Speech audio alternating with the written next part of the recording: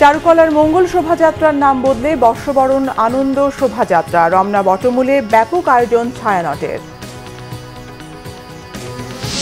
Bharat transshipment সুবিধা বাতিলে হোঁচট খাবে রপ্তানি বাণিজ্য, আশঙ্কা উদ্যোক্তাদের। বিমানবন্দরে শুল্ক কমানোর পরামর্শ ফ্রেইট ফরওয়ার্ডার্সদের। জিম্বাবুয়ের বিপক্ষে ঘরের মাঠে টেস্ট সিরিজে দলীয় পারফরমেন্স গুরুত্বপূর্ণ মনে করেন মিরাজ। পেস বান্ধব উইকেটের আশা নাহিদ রানার। দেখছিলেন ক্রাউন সিমেন্ট সংবাদ শিরোনাম। 1432 বাংলা নববর্ষের মঙ্গল শোভাযাত্রার নাম পরিবর্তন করে রাখা হলো বর্ষবরণ আনন্দ শোভাযাত্রা। এবারের প্রতিপাদ্য ঠিক করা হয়েছে নববর্ষের ঐকতান, ফ্যাসিবাদের অবসান। দেশের 28টি নৃগোষ্ঠী সহ সকল শ্রেণী পেশা ও মতের মানুষ এবার এই শোভাযাত্রায় অংশ নেবে। ঢাকা বিশ্ববিদ্যালয়ের চারুকলা অনুষদের ডিন ডক্টর আজহারুল ইসলাম গতকাল সংবাদ সম্মেলনে এই তথ্য জানিয়েছেন। জানান, বৈষম্য মুছে দিতে বাঙালি সংস্কৃতির পাশাপাশি দেশের সকল জাতিগোষ্ঠীর সংস্কৃতি আনন্দ শোভাযাত্রার মাধ্যমে তুলে ধরা হবে। রাজনীতির নামে জমিদারি শোষণের প্রতিবাদ জানাতে গড়ে তোলা হয়েছে ফ্যাসিবাদের প্রতীক স্বৈরাচার শেখ হাসিনার মুখচ্ছবি। নববর্ষে মানুষের মন নবরূপে রাঙিয়ে দিতে থাকছে ভিন্ন চিত্রকল্প। পুরাতন রঙের আঁচে নতুনভাবে রাঙানো হচ্ছে বৈষম্যহীন বৈশাখ।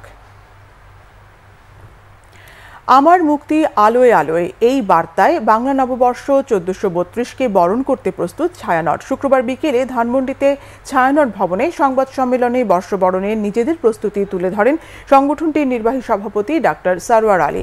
ছায়ানটের অন্যতম প্রতিষ্ঠাতা সানজিদা খাতুনকে ছাড়া আয়োজন করতে যাচ্ছে বাংলা বর্ষবরণের 58তম আয়োজন, যেখানে অন্তর্ভুক্ত করা হয়েছে 9টি সম্মেলক, 12টি একক গান এবং 3টি পাঠ। 150 জন শিল্পী অংশ নেবেন এবারের আয়োজনে। বরাবরের মতো রমনা বটমূলে হবে নববর্ষ বরণের এই অনুষ্ঠান। সংগঠনের সাধারণ সম্পাদক জানান, বিশ্বব্যাপী যেভাবে মানবতার ক্ষয় হচ্ছে, একইভাবে দেশের মানুষের মধ্যে অবক্ষয় হচ্ছে মূল্যবোধের। এতে আশাহত না হয়ে হাতে হাত রেখে একসাথে মেলবন্ধনের প্রত্যাশা করে ছায়ানট। প্রত্যাশা করেন যে সংস্কৃতি চর্চা বহমান রাখতে চেয়েছিলেন সানজিদা, সেটা যেন অব্যাহত থাকে। এছাড়া আইনশৃঙ্খলা বাহিনী সর্বোচ্চ নিরাপত্তার ব্যবস্থা করায় এবার বর্ষবরণে কোনো ধরনের নিরাপত্তার শঙ্কা নেই বলেও জানান ছায়ানটের নির্বাহী সভাপতি।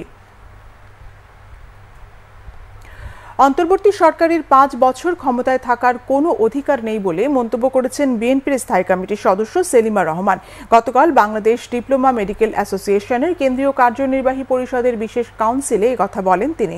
সেলিমা রহমান বলেন, ক্ষমতায় যাওয়ার জন্য নয়, দেশের স্থিতিশীলতা ও গণতন্ত্র ফিরিয়ে আনতেই বিএনপি দ্রুত নির্বাচনের কথা বলে। জনগণের মৌলিক অধিকার ফিরিয়ে দিতেই নির্বাচন প্রয়োজন। নির্বাচিত সরকার আসলে দেশের অস্থিতিশীলতা দূর হবে। বর্তমানে যে সকল ষড়যন্ত্র হচ্ছে তা প্রতিহত করা সম্ভব হবে।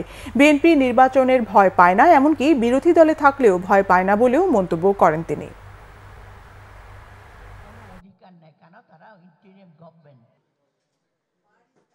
স্বরাষ্ট্র উপদেষ্টা আজকে বলেছেন, এই সরকারকে 5 বছর ক্ষমতায় তারা রাখতে চায়।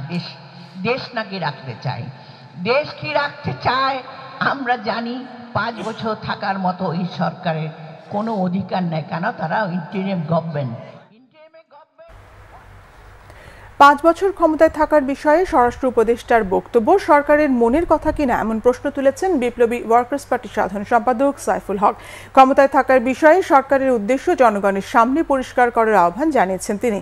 গতকাল জাতীয় প্রেস ক্লাবে ফিলিস্তিনে ইসরায়েলি গণহত্যা ও আগ্রাসনের বিরুদ্ধে মানববন্ধনে এসব বলেন তিনি।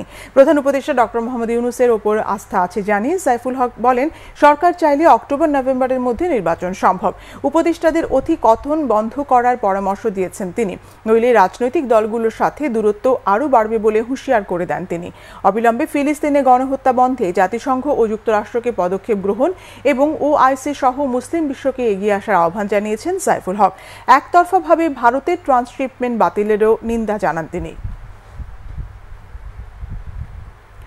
ভারত ট্রান্সশিপমেন্ট সুবিধা বাতিল করায় দ্রুতগতিতে পণ্য রপ্তানির সহজ পথ হাতছাড়া হলো বলে মনে করছেন উদ্যোক্তারা।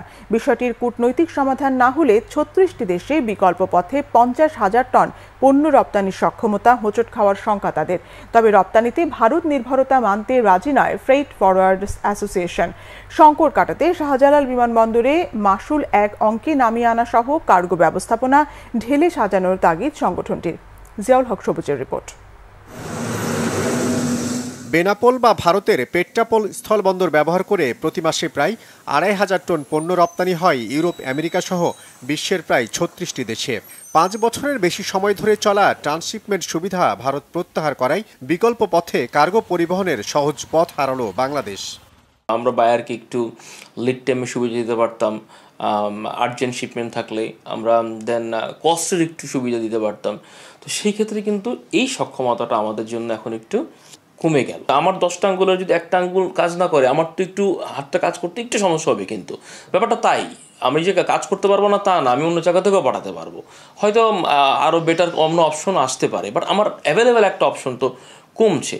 শাহজালাল বিমানবন্দরের তুলনায় সময় ও খরচ কম হওয়ায় সড়ক পথে বেনাপোল হয়ে কলকাতা বিমানবন্দর দিয়ে তৃতীয় দেশে পণ্য পাঠাতো ৬২৪টি বাংলাদেশি কোম্পানি। ভারত সেই সুবিধা বাতিল করায় রপ্তানিতে সক্ষমতা কমার শঙ্কা রপ্তানিকারকদের। যদি এটাকে কূটনৈতিকভাবে কোনোভাবে সমাধান করা যায়, কারণ ব্যবসায়িকভাবে তো আমি চাই যে আমার দেশ যে কোনোভাবে আগাক, বা সেখানে শুধু ব্যবসার কথাই আমরা চিন্তা করব, আমাদের স্বার্থ সংশ্লিষ্ট সব কিছু ঠিক রেখে, ক্ষতি না হয়ে।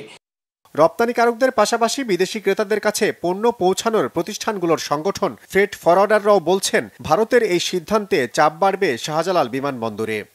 আমাদের এখনকার যে পরিস্থিতিটা, এটাকে আমরা ফেস করার জন্য ঠিক আছে নেক্সট 6 মান্থ আমরা এয়ারপোর্টের সমস্ত চার্জগুলোকে আমরা একটা সিঙ্গেল ডিজিটে নিয়ে আসবো, সেটা হলো 5 সেন্ট। তাহলে হবে কি, এয়ারলাইন্সগুলো তখন অনেক এনথুসিয়াস্টিক হবে যে না ঠিক আছে, গভর্নমেন্ট অনেক একটা ডাইনামিক ডিসিশন নিয়েছে, এবং আমাদের বায়াররা অনেক খুশি হবে। তারাও চিন্তা করবে যে this is what Bangladesh is taking a dynamic decision তার ট্রেড ফ্যাসিলিটেশন করার জন্য। তাদের ধারণা ভারত হয়ে পণ্য পরিবহন বন্ধ হওয়ায় বাড়তি পণ্যের রপ্তানি নিশ্চিতে বছরে দরকার হবে 7 শতাধিক অতিরিক্ত ফ্লাইট।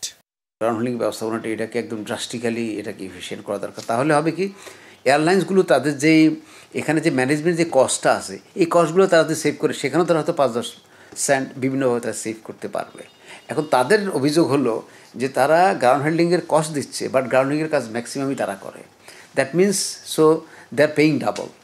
শাহজালাল বিমানবন্দর দিয়ে বছরে অতিরিক্ত ৪৫,০০০ টন পোশাক রপ্তানির চাহিদা মেটাতে কার্গো পরিবহনের চিহ্নিত জটিলতা দূর করার তাগিদ ব্যবসায়ীদের। জিয়াউল হক সবুজ, বাংলা ভিশন, ঢাকা। ক্রিকেট। জিম্বাবুয়ের বিপক্ষে ঘরের মাঠে টেস্ট সিরিজে দলীয় পারফরমেন্স গুরুত্বপূর্ণ মনে করেন অলরাউন্ডার মেহেদী হাসান মিরাজ। তার মতে যে কোনো পুরস্কার ভালো কাজের বড় স্বীকৃতি। সেজন্য বাংলাদেশ স্পোর্টস প্রেস অ্যাসোসিয়েশনের প্রতি কৃতজ্ঞতা প্রকাশ করেন Kool BSPA sports person of the year Miraz. জিম্বাবুয়ের বিপক্ষে সিলেটে পেস বান্ধব উইকেট আশা করছেন পেসার নাহিদ রানা। তাদেরকে অনেক ধন্যবাদ দিতে চাই, তারা প্রতি বছর এরকম আয়োজন করে থাকে, আর খুবই ভালো লাগছে এরকম একটা অ্যাওয়ার্ড পেয়ে। টেস্ট ম্যাচ যেহেতু আমাদের দেশের মাটিতে হোম সিরিজ, সো আশা থাকবে অবশ্যই ভালো খেলার জন্য এবং প্রত্যেকটা প্লেয়ার যেন ভালো টাচে থাকে। আর যেহেতু আমাদের দেশের মাটিতে খেলা এবং সবাই পারফর্ম করাটা খুবই ইম্পর্টেন্ট। এতদিন একটা জিনিসই আমার কাজে দিত যে আমি আমার দেশের জন্য খেলবো, তো আমার দেশের জন্য খেলা হয়েছে, একটা দেশের জন্য চেষ্টা করব নিজের সর্বোচ্চটা দিয়ে কীভাবে দেশে একটা ভালো কিছু এনে দেওয়া যায়। সিলেটের উইকেট, আসলে উইকেট তো আগে থেকে জাজ করা যাবে না কিংবা বলা যাবে না যে কেমন হবে, সেটা হচ্ছে খেলা স্টার্ট হবে তখনই ভালো বলা যাবে কিংবা বোঝা যাবে। যদি পেস বলারদের হেল্প থাকে তো অবশ্যই আমরা সেই হেল্পটা নেওয়ার চেষ্টা করবো মাঠে গিয়ে। এ ছিল এখনকার মতো। পরের সংবাদ সকাল 11টায়। এছাড়া বাংলা ভিশন সংবাদ ও সংবাদ সংশ্লিষ্ট অনুষ্ঠান দেখতে ভিজিট করুন www.bbnews24.com ও facebook.com/banglavishannews এবং সাবস্ক্রাইব করুন youtube.com/banglavishannews। ধন্যবাদ।